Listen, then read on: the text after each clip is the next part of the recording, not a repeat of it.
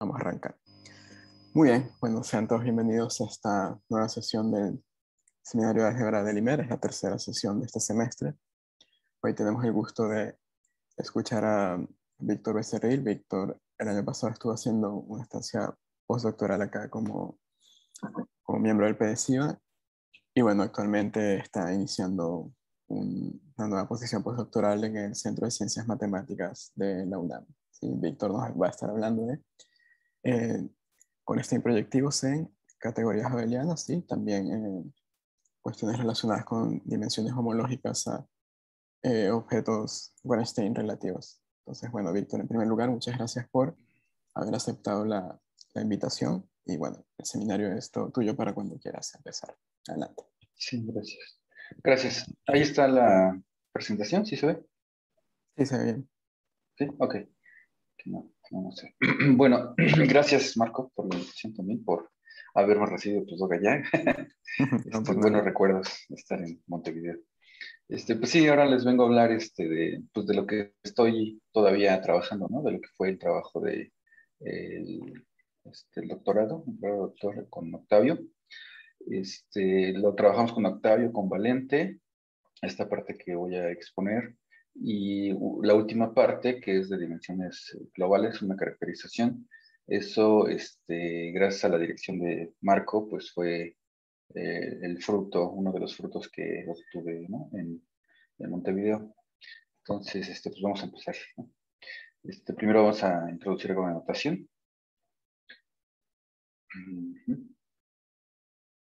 Sí, entonces denotamos por a una categoría abeliana en toda esta charla.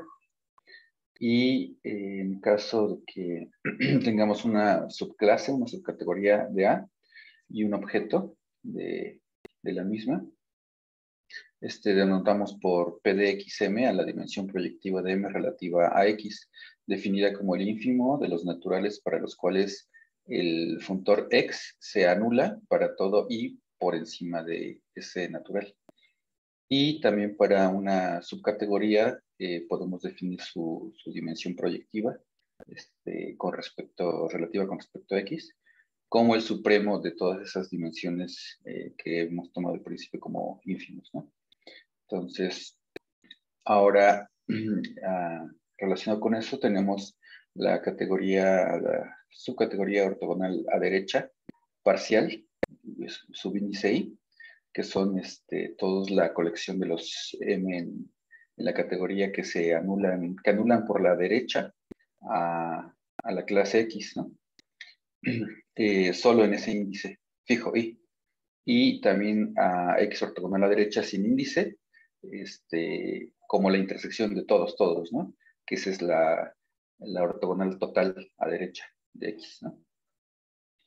Ahora también definimos una X resolución de ese objeto, denotada como resdim de M, mediante el menor entero no negativo, para el cual existe una asociación exacta de longitud n, ¿no? Por elementos de X. Entonces, esta asociación se llama X resolución finita, resolución por la izquierda, ¿no? Y finita, pues, es finita. Y ahora, si ese n no existe, definimos a la resdim del objeto como infinito. La dimensión X resolución de una categoría, también, de una subcategoría Y, se define como el supremo de todas estas resdim, ¿no? De todos los objetos que viven en esa subcategoría. Y denotamos por X gorrito a la subcategoría plena de los objetos en A que tienen una X resolución finita. Y de manera dual, pues podemos definir lo que es una X corresolución de un objeto y de una subcategoría, ¿no? Y bueno, denotamos a X gorrito volteado como a la subcategoría de los objetos que tienen X corresolución finita.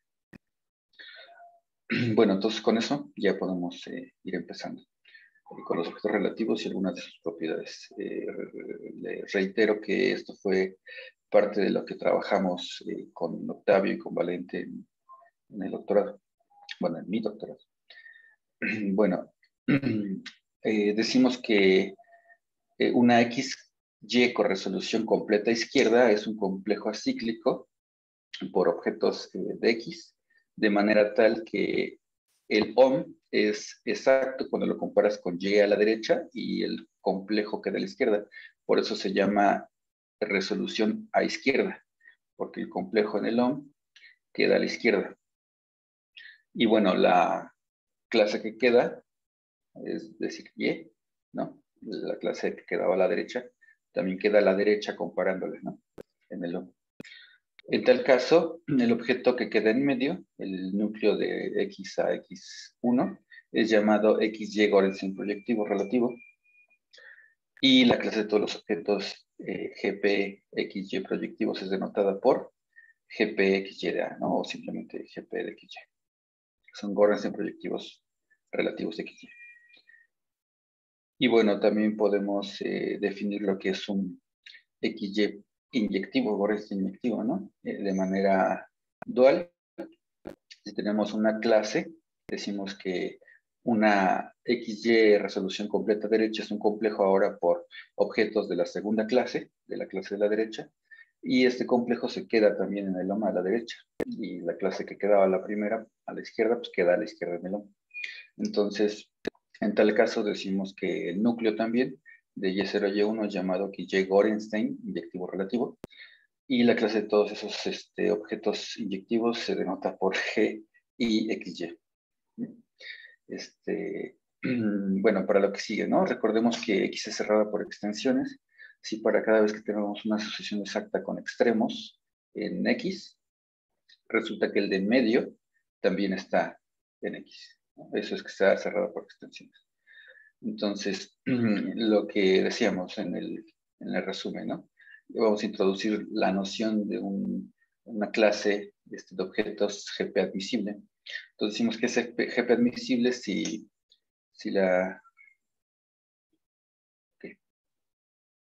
la dimensión proyectiva, ¿no? De X respecto a Y es 0, y para todo objeto A en A existe un epimorfismo desde un objeto de X, que ambas clases son cerradas por coproductos finitos y X es cerrada por extensiones, y finalmente que la intersección de estas dos clases cumple lo de que esta intersección es un cogenerador relativo, ¿no? Cogenerador relativo, entonces justo esto, que existe una asociación exacta para cada objeto de X, o sea, es un cogenerador relativo de X, es decir, que para todo X en X existe una cosa en omega, ¿no? Que se mete inyectivamente así, el X, y vuelve a quedar otro X' adelante, ¿no? O sea, sí, ¿no? O sea, es cogenera, ¿no? O sea, W va del lado derecho, es cogenerador, ¿no? Bueno, también podemos definir lo que es G admisible de manera dual, ¿no? La dimensión que era de este estilo ahora es al revés. Y en vez de que tengamos un epimorfismo de la primera clase, ahora tenemos un monomorfismo de la segunda clase. Ambas son cerradas por productos finitos, y ahora la que es cerrada por extensiones es la segunda, no la... Bueno, como decíamos, un par de clases de objetos, decimos que es G admisible si satisface las propiedades duales de un G admisible, ¿no? Que es como íbamos diciendo, que en vez de que exista un epimorfismo a todo objeto de A, existe un monomorfismo desde todo objeto de A en Y, que ahora la que es cerrada por extensiones es la segunda clase, y que ahora la intersección es el que es ahora no un cogenerador, sino un generador relativo, que es esto, ¿no? Que existe un epimorfismo desde un objeto de W hacia Y, con núcleo otra vez en Y. Bueno, entonces decíamos los ejemplos. Si estamos en el B, ¿no? Si las dos clases eran la misma y contenían los proyectivos, entonces los XY Gorenstein proyectivos relativos serán los X Gorenstein proyectivos que estudiaba Trisbenis. Si ahora consideramos la categoría de módulos sobre un anillo, tenemos que para cuando X son los proyectivos y Y son los planos, tenemos que los XY Gorenstein proyectivos relativos son los ya conocidos de proyectivos que define Gillespie hace un tiempo. Es decir, los zinc proyectivos son estos Gorenstein proyectivos relativos a par, ¿no? Y ahora, en el caso inyectivo, también tenemos, claro, lo similar, ¿no? Decimos, para recordar, ¿no? Un objeto, un módulo en M es llamado FP inyectivo si este M es ortogonal a la derecha a todo módulo finitamente presentado. Los denotamos por FP ing a toda la clase de los R módulos FP inyectivos. Dicho esto, ahora si tomamos el par FP inyectivos como inyectivos, este par es G admisible y los R módulos Gores inyectivos relativos a este par son conocidos como los DIG inyectivos. Bueno, tenemos otros cuantos más ejemplos. Ahora, un R módulo F es de tipo FP infinito si tiene una resolución proyectiva, donde cada PI es finitamente generado. Y un R módulo L es de nivel si es toro ortogonal a la derecha a todo módulo de tipo FP inyectivo, pero módulo derecho. ¿Va? Ahora, el par proyectivo nivel, bueno, así denotamos a los de nivel, ¿no? Como LEP. Es GP admisible y la clase de los R módulos relativos a este par proyectivos de nivel es llamada C Gorenstein proyectivos. Gorenstein S proyectivos. Entonces, el último ejemplo, ¿no? También podemos definir a un tipo de Gorenstein desde un par de dualidad de la siguiente manera. Decimos que un par MC de clases de módulos izquierdos y módulos de derecha, respectivamente, es un par de dualidad, sí. Un módulo está en la primera clase si solo sí. El dual está en la segunda clase. La segunda clase es cerrada por sumandos directos y sumas directas finitas. Y más aún decimos que el par de dualidad es perfecto si la primera clase contiene un módulo regular a izquierda y cerrada bajo coproductos y extensiones. Bueno, entonces dicho eso, decimos que un módulo es MC Gorenstein cuando este M está en los Gorenstein proyectivos relativos a los proyectivos, perdón, aquí me equivoqué, no era L, era C, la primera clase. Digo, M, era la primera clase, es la que contiene los proyectivos, era esta, ¿no? O sea, no es L, es M, perdón. Y se puede ver que si M es cerrado por coproductos, entonces el par proyectivo M, otra vez, es GP admisible. Y si el par de dualidad es un par de dualidad perfecto, entonces, ahí sí estoy bien, el par inyectivo IC es G admisible, ¿no? Entonces tenemos un montón de ejemplos de pares hiperadmisibles en todos lados y G admisibles. Bueno, ya teniendo eso en cuenta, solo para terminar, introducimos la subcategoría WGP, que es la de los XY Gorenstein proyectivos débiles. Decimos que uno es de esa clase si está en el ortogonal izquierda de la segunda clase. Y existe una opción exacta mocha, o sea, la mitad, ¿no? Un complejo hacia la derecha que empieza en M, donde todas las imágenes están en el ortogonal izquierda de ella. Bueno, si la clase es repetida, escribimos simplemente un índice, ¿no? Si las dos clases son repetidas, escribimos solamente una.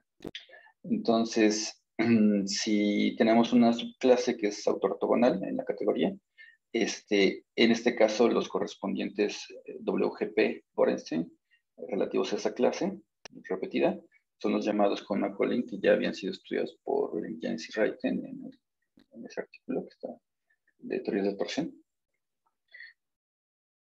Dicha clase es denotada CMC, ¿no? Los Macaulay de omega. Ahora, si tenemos un módulo izquierdo, bueno, decimos que un módulo izquierdo es autoortogonal, si sigma autoortogonal si pasa esto, ¿no? Donde C a la I con paréntesis es todos los coproductos de C, ¿no? Para cualquier índice, ¿no? Entonces,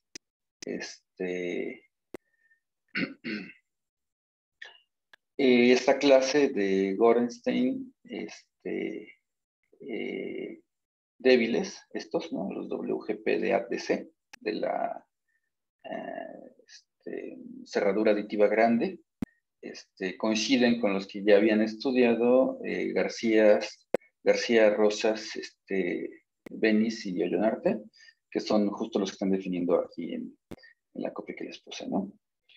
O sea, me refiero a que también ya hay varios artículos que han estudiado, ¿no? esta noción y que nosotros usamos ahora juntas, de la siguiente manera. Un par es, supongamos que tenemos un par permisible, entonces las siguientes condiciones son equivalentes.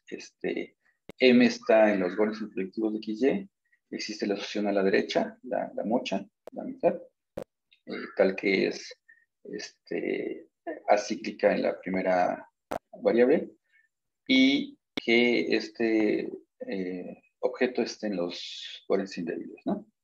Entonces, como lema tenemos que los gores proyectivos son un subconjunto de, bueno, los gores proyectivos relativos a XY son un subconjunto de una subclase de los débiles, ¿no? De los débiles con la clase repetida, ¿no? Bueno, entonces dicho esto, vamos a ver por qué sería viable usar estas dos clases, ¿no? Entonces consideremos el par proyectivo plano que ya vimos que es G permisible y consideremos la intersección de ellos dos que son los proyectivos. Entonces por estos dos resultados que tenemos, vimos, ¿no?, que los proyectivos son estos gores proyectivos, ¿no? Y por el lema tenemos que están con...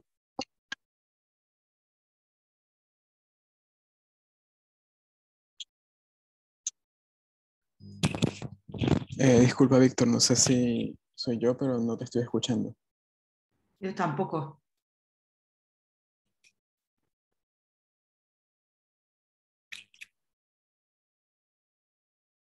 No, yo tampoco estaba mirando a ver si había algún otro problema del mismo tipo, pero no hay más nadie en la lista. Víctor, ¿tú nos escuchas? Me parece que tampoco nos escucha, ¿eh? Voy a avisarle por el chat.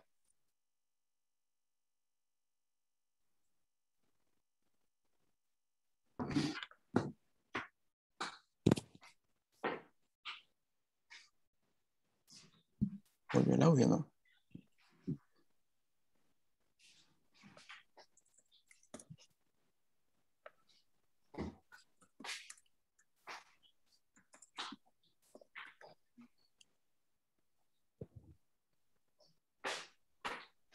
Listo, ya le avisé.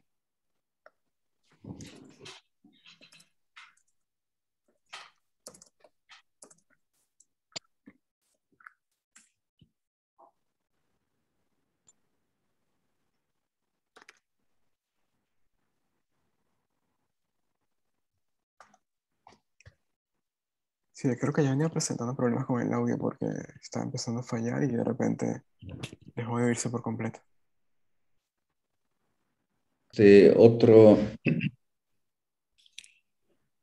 Otra clase de módulos Gorenstein proyectivos, que eran los que estudiaba Benis, García Rosas y Leonarte, que son los que pongo aquí en la definición 2.2. Y bueno, es posible ver que los objetos Gorenstein proyectivos débiles relativos a la cerradura grande de C, cuando C es un débilmente Wakamatsu tilting y ortogonal, coinciden justo con estos objetos que esta clase de módulos Gorenstein que está trabajando García Rosas y Benis, ¿no? Entonces, hay bastantes ejemplos ya en la literatura que vienen como esta generalización que estamos proponiendo. Entonces, también veíamos que las siguientes condiciones eran equivalentes, ¿no? Podíamos relacionar a los objetos Gorenstein proyectivos relativos a XY con los débiles relativos a XY. Eran equivalentes cuando teníamos un par G permisible débil que era simplemente que las clases fueran ortogonales, X y Y que X, la primera, tuviera esa propiedad de que existía un EPI para cada objeto de la categoría desde un objeto de X.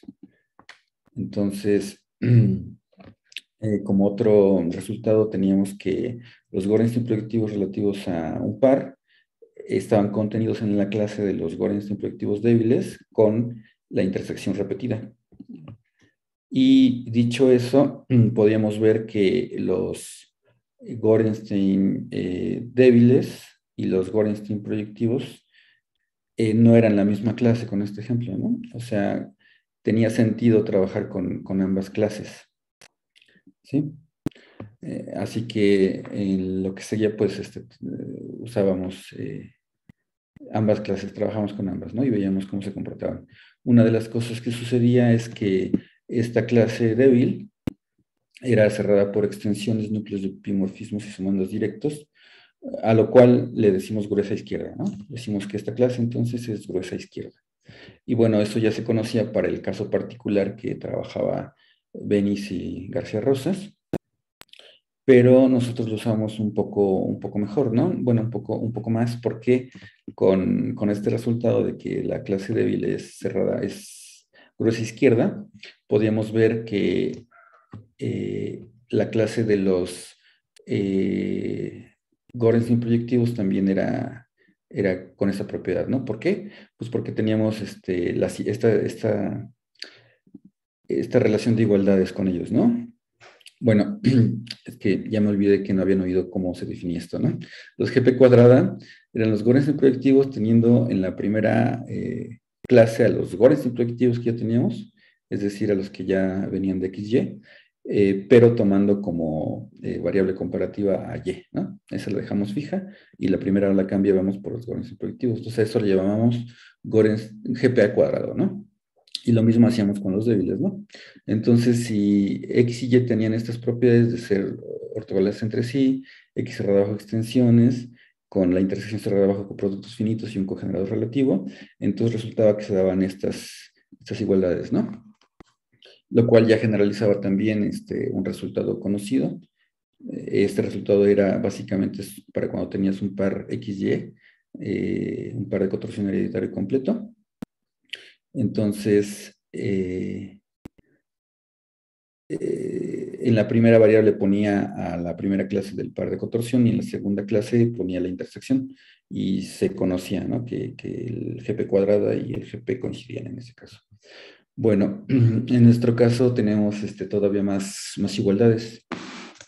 Vemos que los GP coinciden con los GP cuadrada y bueno, los WGP coinciden con los WGP cuadrada, pero además coinciden con esta parte, ¿no? Entonces tenemos esas 5 igualdades y como los WGP cuadrada ya eran, los WGP ya eran gruesos a izquierda, entonces de esa igualdad llegamos a que GP de XY también es gruesa izquierda, ¿no? Lo cual también generaliza este resultado conocido de Aimishu, ¿no? Bueno, ahora con eso en mente podemos abordar la relación que hay entre estos Gorenstein relativos y los pares de Frobenius y los pares de cotorsión relativos que ya se han tratado aquí. Creo que han oído hablar a Marco de los pares de Frobenius y a Mindy de ciertos pares de cotorsión relativos. Entonces vamos a ver qué relación hay de ellos dos con los Gorenstein relativos que estamos presentando. Bueno, entonces solo recordemos, ¿no? Una subcategoría de A es gruesa, si es eso que dijimos, ¿no? Cerrada por extensiones, núcleos de epimorfismos, con núcleos de monomorfismos y sumandos directos. Dos clases FG forman un par de S cotorsión en A, si FG es un par de cotorsión completo en S, es decir, que cuando tomas la clase ortogonal a la izquierda de G y la ves en S, coincide con F, y cuando tomas la clase ortogonal a la derecha de F y la intersectas con S, eso coincide con G. Y además existen las sucesiones que la hacen completo, ¿no? Es decir, para cada cosa en S existe, objeto en S existe un objeto en F que lo cubre con núcleo en la segunda clase, ¿no? Y lo contrario, ¿no?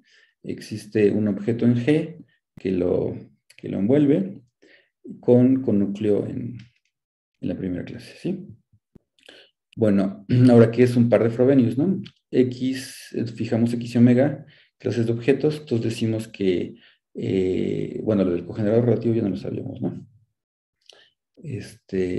Entonces, este par es un par de Frobenius a izquierda, si X es gruesa a izquierda, omega es cerrado bajo sumandos directos, y omega es un cogenerador relativo X inyectivo en X, ¿no? O sea, X inyectivo es que sea inyectivo con respecto a X, ¿no? El omega. Si además es generador, además de cogenerador, y en vez de X inyectivo, X proyectivo, entonces decimos que es fuerte. Entonces,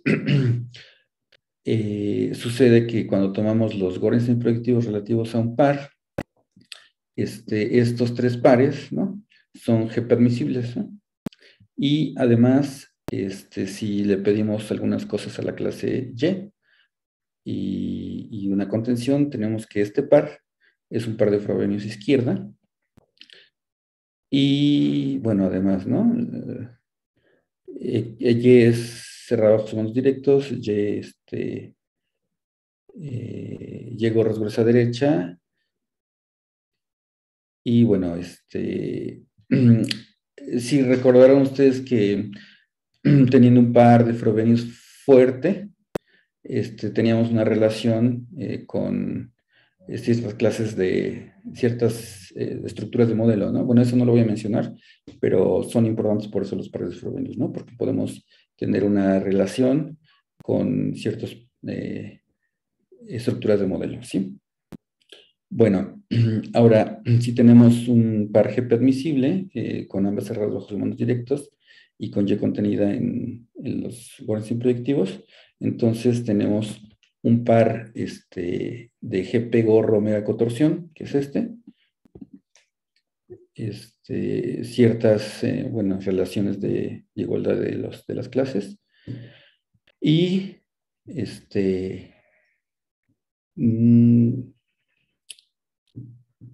bueno, eso ya lo teníamos, ¿no? Como corolario, tenemos que el par GP, bueno, cuando tenemos a la clase repetida, ¿no? Aquí, y coincide con la cerradura aditiva pequeña, entonces este par es un par de GP gorro omega cotorsión. Se da que un objeto tiene omega resolución finita. Si un objeto tiene omega resolución finita y es Gorenstein proyectivo, ese solamente puede ser uno de omega, ¿no? Y bueno, tenemos otras relaciones de igualdades, ¿no? De estos conjuntos.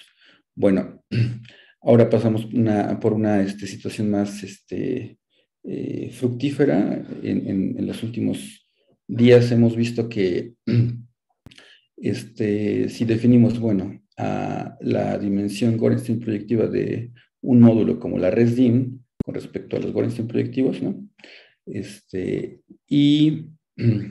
Bueno, también podemos definir para una clase, ¿no? Su dimensión, como el supremo de estas dimensiones pequeñas, ¿no? Podemos tener las clases de Auslander nuevamente, ¿sí?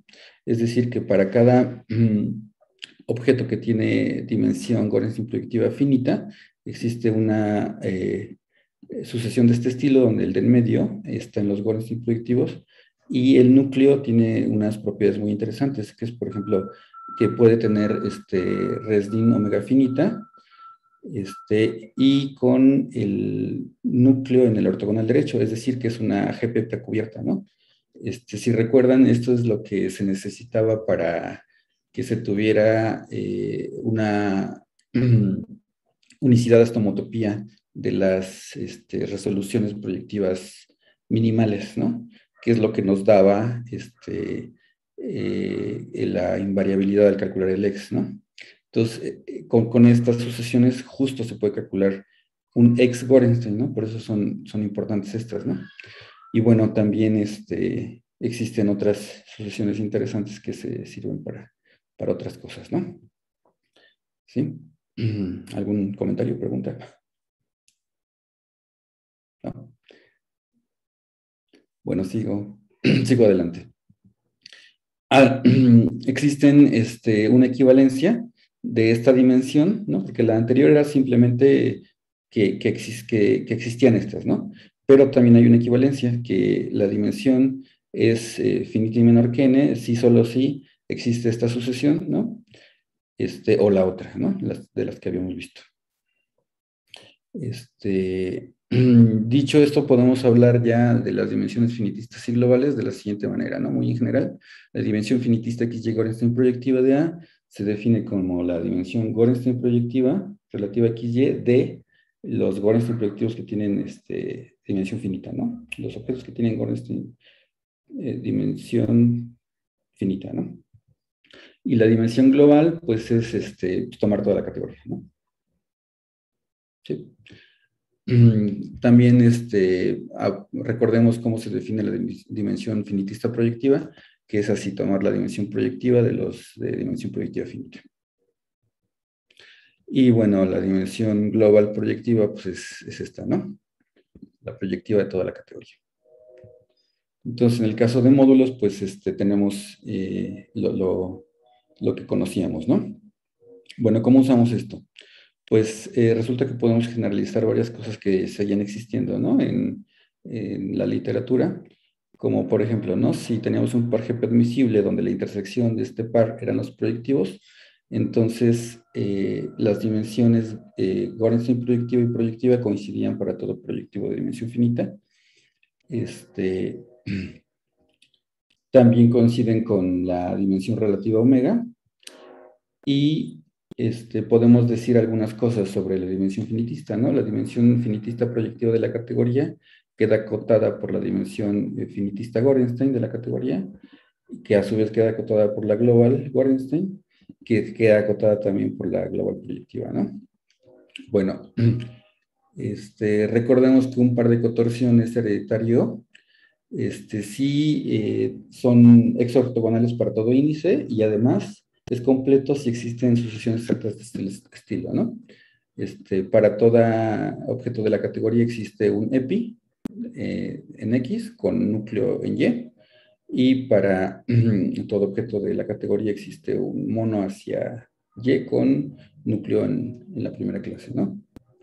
Entonces, ya se sabía que la dimensión finitista Gorenstein proyectiva coincidía con la finitista proyectiva, pues nosotros también lo generalizamos para el caso de tener el par proyectivo-proyectivo en una categoría abeliana.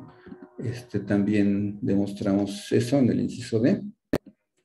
Y lo que resulta en principio interesante para la siguiente parte es que si la dimensión global Gorenstein proyectiva de la categoría es finita, entonces el par Gorenstein proyectivo, proyectivo de dimensión finita, es un par de cotorsión hereditario completo, ¿no?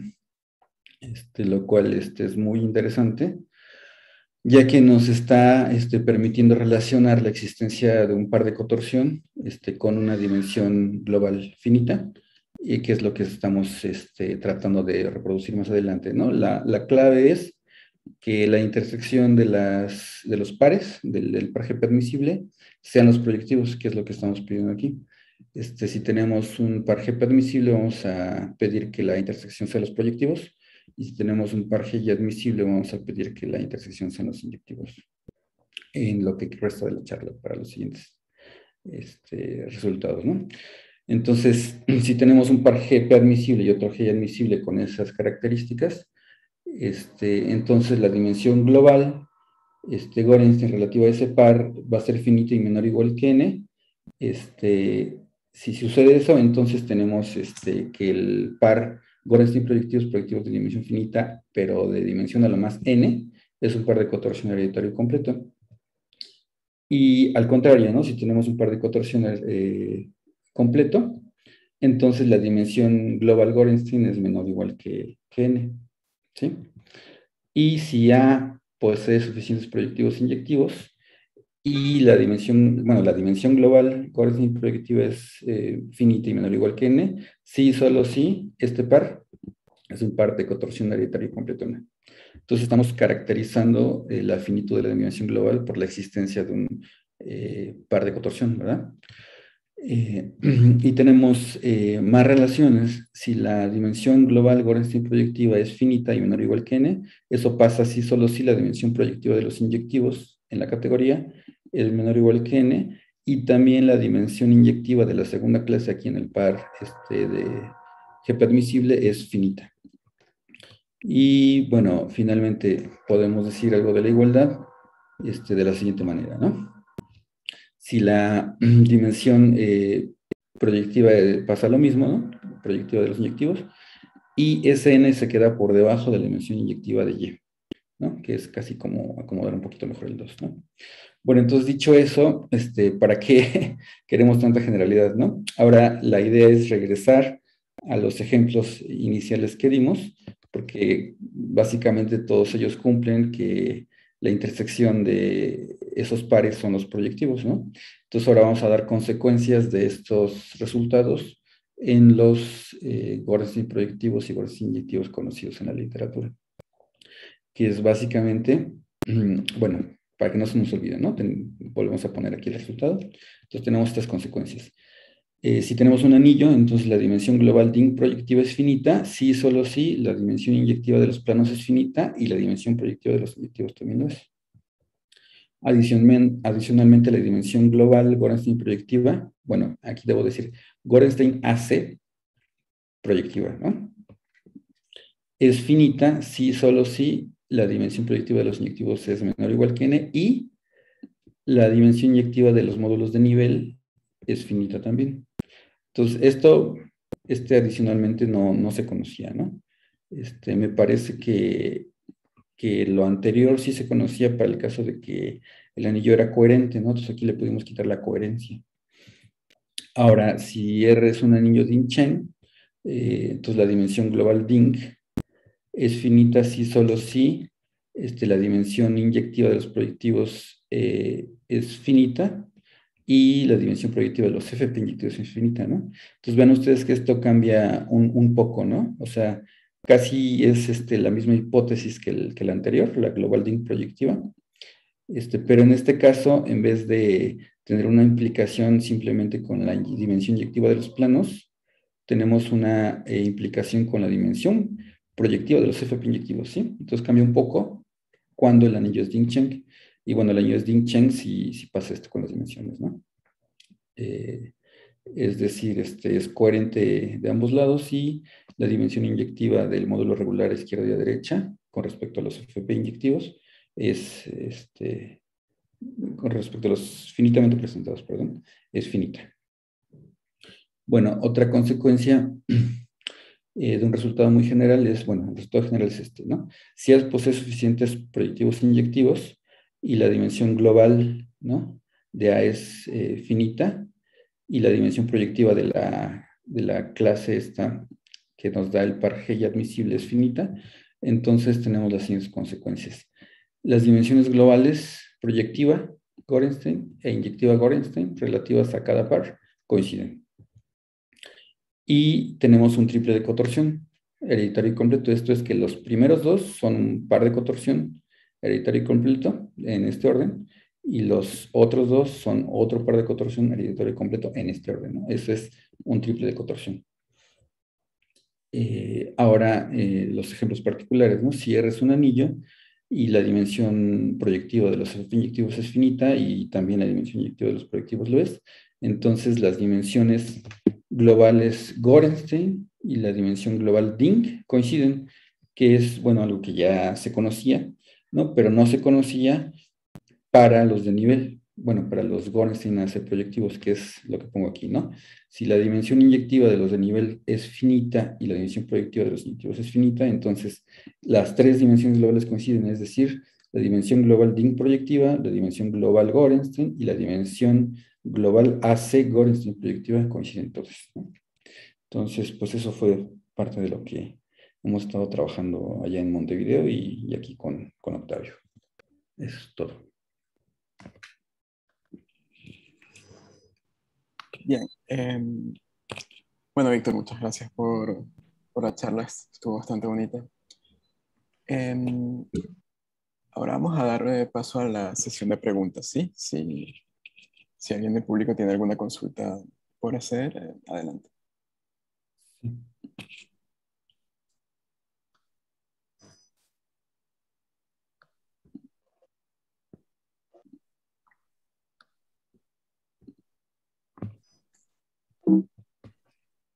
¿Preguntas? Bueno, si quieren empiezo yo, ¿ok?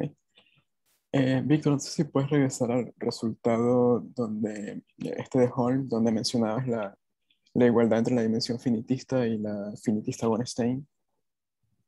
Sí. Ahí voy. Es esta, ¿no? Sí. No sé si lo llegaste a mencionar más adelante, me perdí, pero ¿te has preguntado cuándo la dimensión finitista Gorenstein relativa coincide con la finitista proyectiva relativa? No, creo que no.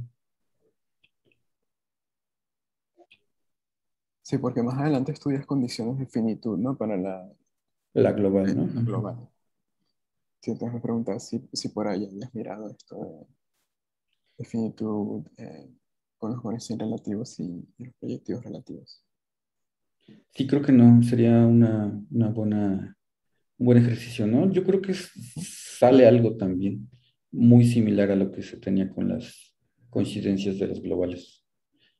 Gorenstein, sí, Sí, generales. no sería extraño, porque esta dimensión finitista relativa, por ejemplo, cuando uno revisa los trabajos de Belliganis y Rayten en estas notas de las memoirs de la AMS, ellos caracterizan los anillos Gorenstein que son estos que la dimensión inyectiva de los proyectivos es finita y la dimensión inyectiva de los proyectivos es finita, eh, mediante la finitud de la dimensión global Gorenstein.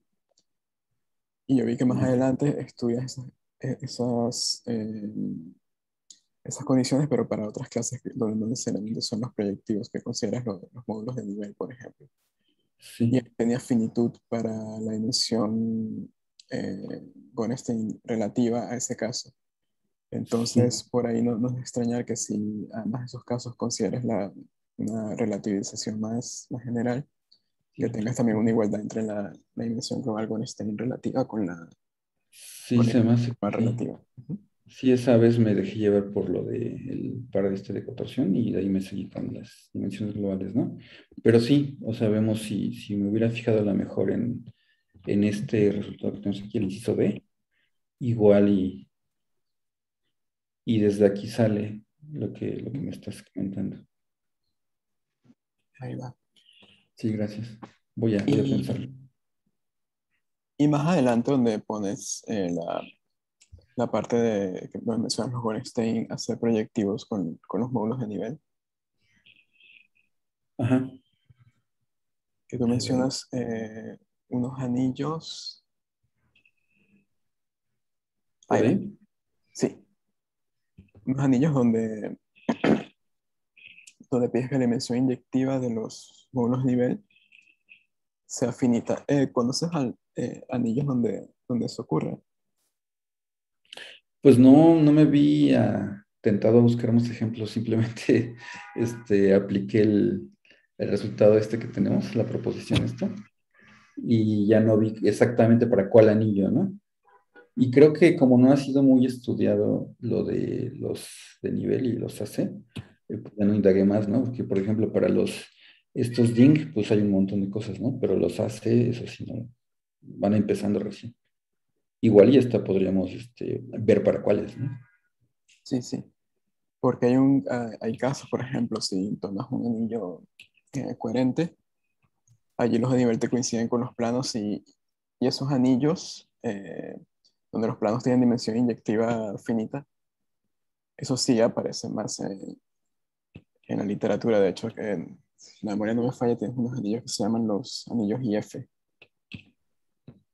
Ujú. donde no sé si piden exactamente esa finitud o piden que los planos sean inyectivos. Creo que va más en eso último que dije, pero digo, también hay anillos donde construidos, ejemplos concretos, no recuerdo exactamente dónde están, pero sí los he mirado por allí, donde los planos tienen dimensión inyectiva finita. Entonces, capaz habría que mirar por ahí y ver si se pueden hacer construcciones similares para módulos de nivel.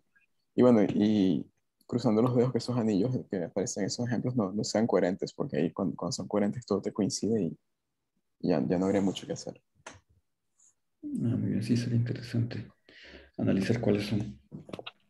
Y tengo una pregunta más donde mencionas estos Gorenstein, creo que los llamaste GC Gorenstein, los que se construyen con ¿cómo se llama? Con la categoría ADC. Ajá, a ver, voy para allá. Otro poquito. Ujú.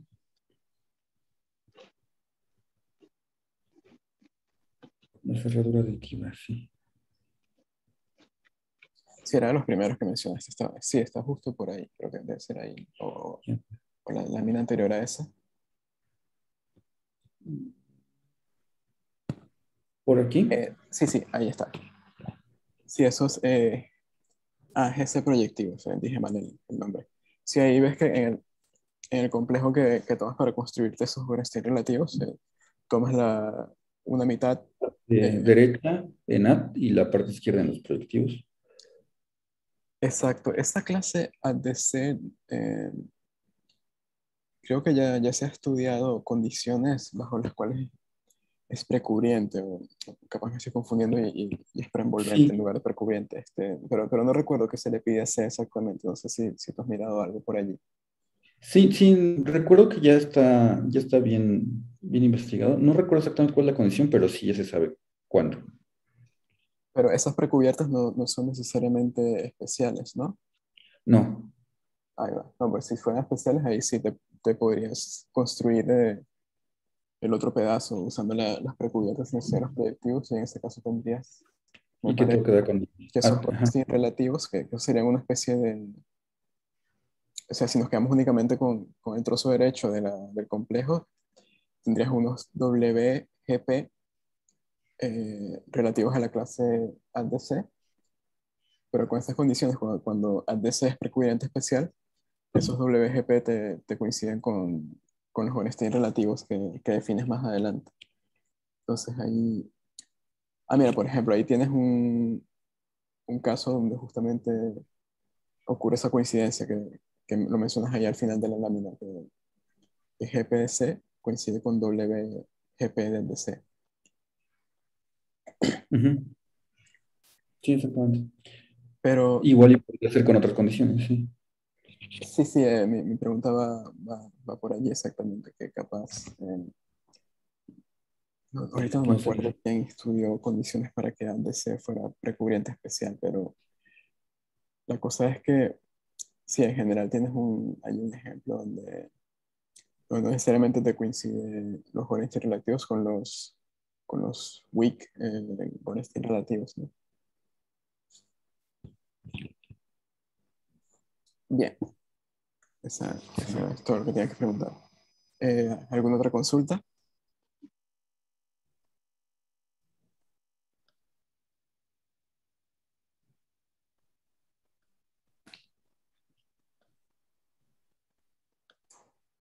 No. Bueno, si no hay más preguntas, les damos las gracias a Víctor nuevamente. Le había mandado Gracias. aplausos Víctor también por el chat hace unos minutos. Gracias, Víctor. Nos vinieron a hinchar estos. Pero Y bueno, bueno, entonces damos concluida la sesión del seminario de hoy. Nos volvemos a encontrar dentro de 2 semanas, que vamos a tener a la profesora Sonia Trepó de la Universidad Nacional de Mar del Plata.